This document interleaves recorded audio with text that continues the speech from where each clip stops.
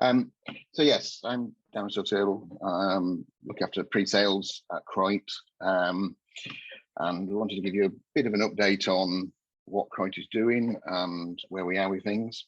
So, who are Croit? So Croit, a company that's been around for over 5 years now, providing a supported Ceph environment. And the challenge that we saw with a lot of people with Ceph was that the complexity of installing, managing and configuring things was a real challenge. So we created our own front end to Ceph using the Ceph code behind it. And that's what we've been doing over the past. What we've now done is to take DAOS and look at it and apply the same philosophy that we had for Ceph to DAOS. So, one of our mantras that we had was, making open source simple. The number of times that we have had problems with customers who've just got themselves into a configuration issue. They've got different versions running on different nodes and things like that is what we recognize as one of the problems. So we have done that to, and put together an implementation that makes DAOS feel like deploying a storage appliance. So, you go click, next, and the installation is done. You're not having to read pages and pages of manuals to get an implementation done. So we aim to have a DAOS cluster up and running within 20 to 30 minutes. It's assuming all the hardware is in place and things like that. And that's some of the other areas that we recognize that there are challenges as well. So, providing a graphical view of the hardware and the configuration. So very often we've seen where people have, we've done POCs with people, they'll have put the NICs onto the wrong PCIe buses. They'll have NVMEs plugged in unbalanced across the PCIe buses. So giving people that ability to see that in a graphical way is one of the key areas we've got. Another area is then the day two management and operational use. So no longer are people necessarily having to go down to a command line to do things. And this is where a lot of storage administrators are these days, is they are no longer down editing and doing things at the command line. They're expecting a simple high-level GUI. And that's the reason for that is that then we can expand the audience for DAOS users. So, we've seen a lot of corporates now who are starting to look at, can we use high performance DAOS for some unusual use cases? We've got customers who are running Oracle on top of a DAOS platform. We've got other customers who are looking at relatively small machine learning type environments, and they don't have the in-depth skills that you have on a large HPC cluster, but they want the performance that you can get from a DAOS environment. So that's what we're trying to do here, is to expand the audience and simplify the implementation of it. So to do that, we've got here some of the screens from our GUI that sits on the front end. So in this particular one, you can see that we've got the processors, we've got what PMEMs are connected to which processors, we've got what NICs are connected. We can see whether they're configured and working correctly. So this gives the users a view into the world rather than trying to go down and do things at the command line level. And this is also where then, in the background there, we've got the pre-flight check. The pre-flight check is where we're going to check that everything's deployed in the right place, that the drives are all visible before we even start to actually try and deploy a config out there. So this is us trying to simplify and move it from complex pages of manuals into a simple high-level environment. So some of the things we do there, we put the OS and the DAOS code together and we deploy that through Pixie Boot. This gives us a number of advantages. It means that we know what OS is deployed. We know that all the settings and configuration of that OS are correct. It means that the DAOS version is correct for the OS version. And when it comes to deploying multiple nodes, adding multiple nodes later, they've got a fast and repeatable deployment. Things we've seen that are challenges in the past are where people deploy nodes now and then come to deploy them later. And because they're now using a later repository, they get a different version of code. These all sorts of things cause problems, and that's what we aim to lock down. So, making the deployment fast and repeatable. So it's click, click, click. We want to deploy DAOS onto these particular nodes. It's going to go out there and deploy and configure them. From an upgrade point of view now, because we're providing an image of everything together, an upgrade now becomes a question of we change the image that we're going to load onto those nodes, restart the nodes, and we've done an upgrade to that node. We've moved both the OS and the DAOS code up to a new version. Other things that people are having challenges with is around logging and statistics. So what we do there is we've got a centralized logging piece in place. And then we're also able to start doing analysis across all of that logging. So when we can start looking at ever some errors that we're seeing come out of there and applying sort of learning practices from that, and that's where we want to be with this, is we're actually trying to be predictive with some of the things that we're seeing. So if we start seeing errors coming out of a device or certain things happening on a regular basis, then we want to be able to drill into those logs and pull that information out. And the same with statistics as well. If we suddenly find an NVMe device is responding very slowly or not happening in the way it should, we want to drill into that and pull that information out and tell the users there's probably a problem with this device.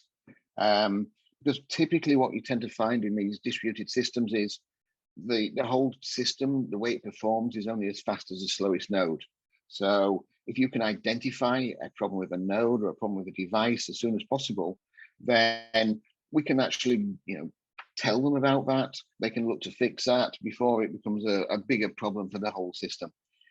And the other bit that people are wanting from a commercial perspective is support. So they want to be able to pick up a phone or raise a ticket on someone, and they're going to provide them with support for that. And that's what we're looking to do. We are doing with this, is we're going to be providing that support so that people then have the ability to phone up. They don't want to be having to necessarily search around on forums and hope that someone is going to come and answer a question when they've got a problem. And that's what we're looking to do from a support perspective. Some of the things that we've added to this as well is we've now added iSCSI access. So we have the ability through TCMU Runner to access a DAOS container as an iSCSI LUN. Why would we do this?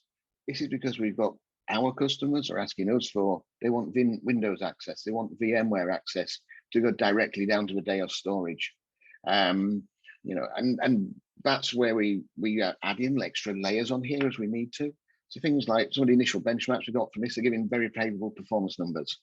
So if we can provide a DAOS system that's giving very good performance and it's over iSCSI, then that is something that the customers are wanting and asking us for. So it's not just about the HPC workloads. We've got other people doing other types of workloads which need the performance that a DAOS platform can provide, but they're not necessarily wanting as much complexity as you would in a large environment. So we've done that. We've done some initial benchmarks on this, and we're getting what turned out to be some very favorable performance numbers from our test system. We're just currently waiting for a production ready cluster. So that's going to be a much bigger cluster rather than the 1 or 2 nodes that we've been testing on to come out with some very good performance numbers. But we see this as an interim step.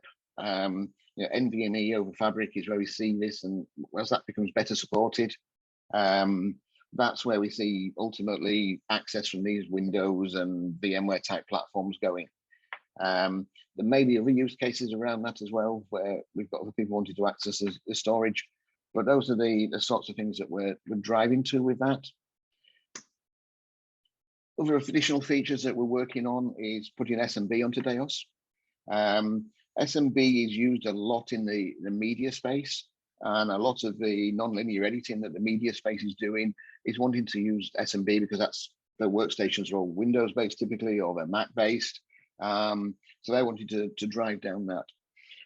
What we've also done is written an API so that you can do software defined. So people can make calls to our platform, and it will provision storage out. It will do management of that storage.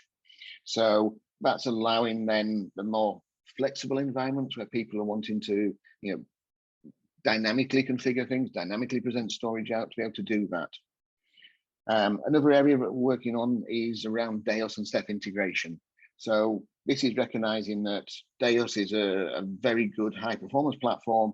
It's not necessarily the right place to be putting your bulk storage. And so that's where we're looking to do that. So, integration of moving stuff between DAOS and Ceph, pushing data between those tiers as it's needed. Another area that we're working on is HTTP access to DAOS objects. So people are very familiar with wanting to go and access things from a HTTP request, and we've got customers out there who are doing this type of workloads at very high performance levels.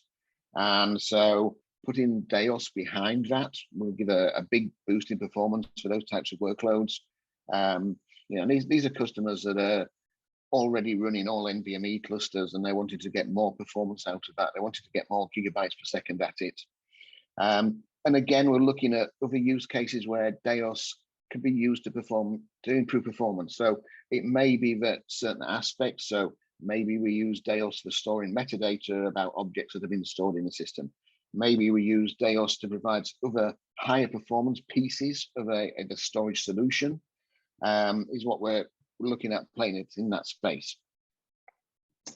The last one, which is a little bit of tongue in cheek, but we have, as a bit of a play, we have actually got under Windows systems for Linux, we've got DAOS mounted, DAOS running, and you can actually access files from your Windows server directly through to DAOS. Not saying you're going to get very good performance, but it does have use cases where maybe the end user workstations that are being used need to access the data that is on the DAOS system to pull it back. So we have cases where people are doing complex fluid dynamics where they've got a HPC cluster at the back end generating a lot of data, and the HPC cluster may generate video files as output, and the end user workstations need to see those video files. So this is one way that we're looking at. Is this a way we can get good performance from them? It's not going to be fantastic performance because going through multiple layers is not going to give that, but it's something that we've again been asked for and people are looking at, and that's where we're sort of driving through the things we are doing in that type of space. Oops. So really, that's is there any questions or anything that we could help answer?